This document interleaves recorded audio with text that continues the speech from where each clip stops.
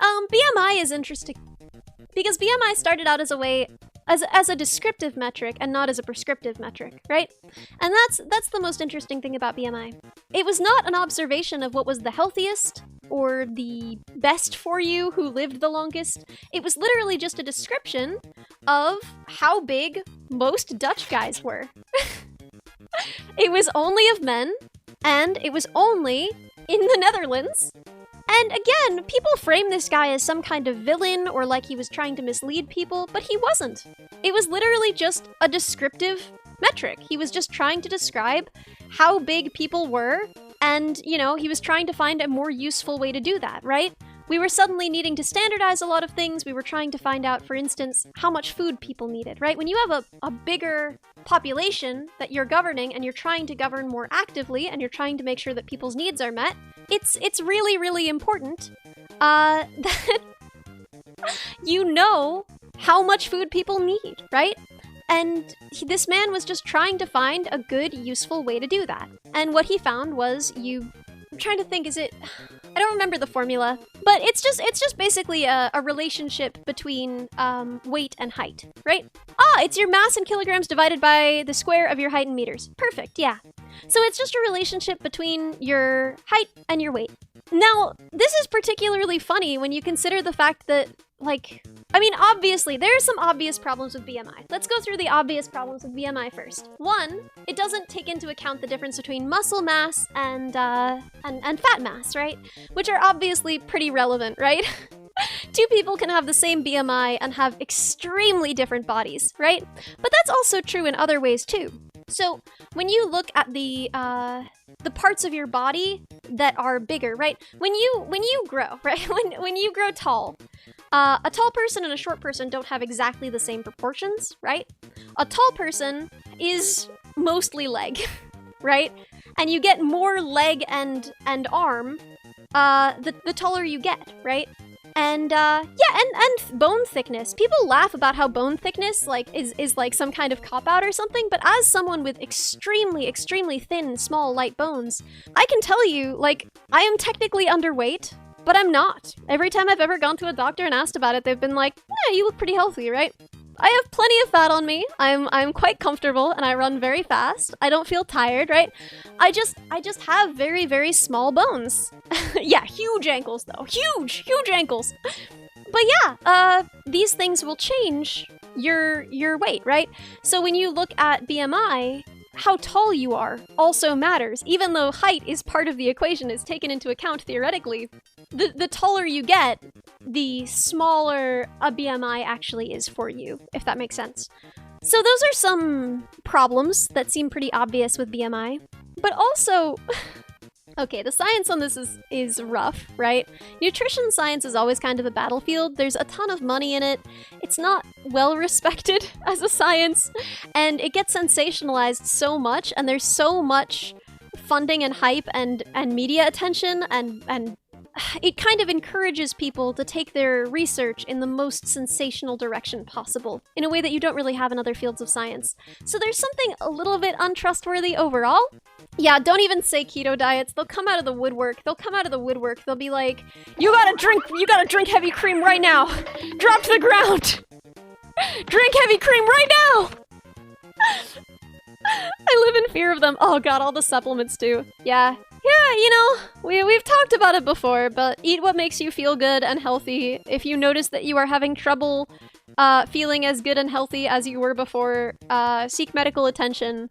If something makes you feel good, go for it. I'm not gonna tell you not to eat keto if it's making you feel amazing and strong and you feel so much better now. Less calorie, more protein and fiber. Confusing. Okay, we've talked about this a little, but the way that we calculate calories is basically throwing a dart at a board. It's super dumb. So, okay, let's play a game. Let's play a game called How Do You Figure Out How Many Calories Are in Food? Now, you're probably gonna say, Ellie, that's simple. It's the bomb calorimeter. Don't you know? Don't you know about the bomb calorimeter? The bomb calorimeter is a device that lets you see, right, what a calorie is, which is just, how much can this raise the temperature of water, basically. Lighten it on fire. Now, you might notice that, fire can digest a lot of things you can't. And you can digest several things that fire can't. For example, paper gives fire a lot of energy and does not give you a lot of energy, right? So obviously that is not accurate, right? Wood, full of cellulose, has basically no energy for you, and yet has a ton of energy for fire. You've eaten paper before and it was fine? Yeah, you can eat cellulose, it's just that you won't digest it, right? It's an insoluble fiber, and, you won't get energy out of it. So let's talk through the categories real quick. The categories of food are extremely broad, right? When we're talking about a carbohydrate, we're talking about a pretty big range in chemicals and different things that your body will do with them. Now that range is even bigger if we're talking about proteins, right? Proteins are just like anything made of amino acids. There are so many of those. Yeah, if you're looking at your macros, there's this idea that they're all pretty similar to each other. They're not. Things in that category vary wildly. I mean, the category of fiber is literally just stuff you can't digest. Things that are all fiber aren't even similar to each other. These are barely scientific categories. Now, the way that they calculate the nutritional information of your food, there are a few different ways that they can go about this. Two, really, are used. So, theoretically, they could use a metabolic chamber. Now, a metabolic chamber measures the CO2 that you breathe out, right? It measures how much carbon there is in your exhalation, and it measures what you take in. And so theoretically, right, it's like, yeah, I can figure out how much energy you got out of that, right, in this way. Except, no you can't, because humans are digesting themselves constantly in unpredictable ways. You have no way of knowing how much of the energy that someone is currently exhaling came from the food they just ate and how much came from themselves. People are constantly digesting themselves and getting energy from their own bodies, right? So, it doesn't really tell you much of anything. Now, the second strategy is they decided how many calories were in the average carbohydrate, for instance, right? Now, carbohydrates vary quite a bit. That's a pretty broad class of material. Plastics are sometimes carbohydrates. But they figured an average number for carbohydrates. They figured an average number for each of the macros. For fats, and again, think about the fact that, like, different fats can have wildly different caloric profiles, right? You can get different amounts of energy from different amounts of fat. And considering the role that our microbiome plays in digestion and how unique microbiomes are between individuals, not only can some people not digest something, right? For some people, they might get 0 calories out of something. For someone else, they might have bacteria that are really good at breaking that down. And then they get a lot of calories from it. And it can't in any way account for that. It's just an average estimate for all proteins, how many calories per gram. And then they guess how many grams of protein there are in a serving.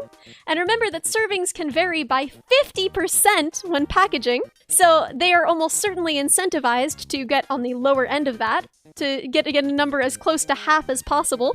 Then they just kind of make a guess. Like, it's actually quite hard to tell with any degree of certainty. And even if you're packaging like a really, really uniform packaged food, like chips, it's actually pretty hard. Yeah, there is so much tolerance. And so, once you actually start getting to the bottom of this, it means nothing. The calories that it says on your food, it means almost nothing. Especially, and this is my Roman Empire, is this fact specifically. So, around the time that keto took off, there was this incentive to put less sugar in food, right? This is an easy enough thing to do, because there are classes of syrups and fibers. Inulin, particularly, is a soluble fiber that some people are able to digest and some people are not able to digest. It depends on your microbiome, like many fibers. Now, inulin is sold as a syrup. It is lightly sweet. It can cause digestive issues in some people. If you can digest it, it's just sugar. And the way that it's processed and sold in this syrup format, a lot of it breaks down into sugar in processing and transportation. This is why it's sweet.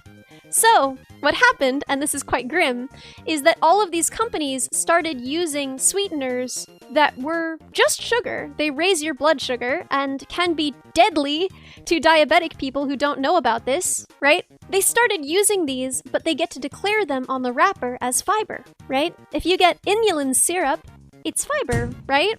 Tapioca syrup, it's fiber, right? Never mind that it has basically no actual fiber in it. You see a rise in diabetic deaths around this time, especially since our doctors were wisely advocating to people, hey, there are a lot more keto options out now. If you need to control your blood sugar, maybe this is a good option for you, you know? Except no, because the packaged foods made to appeal to keto people were full of sugar, and they still are. If you look at the packaging for like a low sugar thing, usually I like to do this with like gummy candies and stuff where they'll be like only 2 grams of sugar per serving. If you look at the ingredients, you will almost always find something like inulin. There are other ones too. There are a lot of sugar alcohols used as well, even though some sugar alcohols are much more dangerous than other sugar alcohols, and a lot of them are dubious. I really like Gamersups, and I think it's a good product, but I do want them to evaluate their use of sugar alcohols, because they are including some that do seem to have unpleasant associations with certain health outcomes. Anyway, use code MINIBOT for... Anyway, sorry Gamersubs. We'll do a V-card unboxing at some point.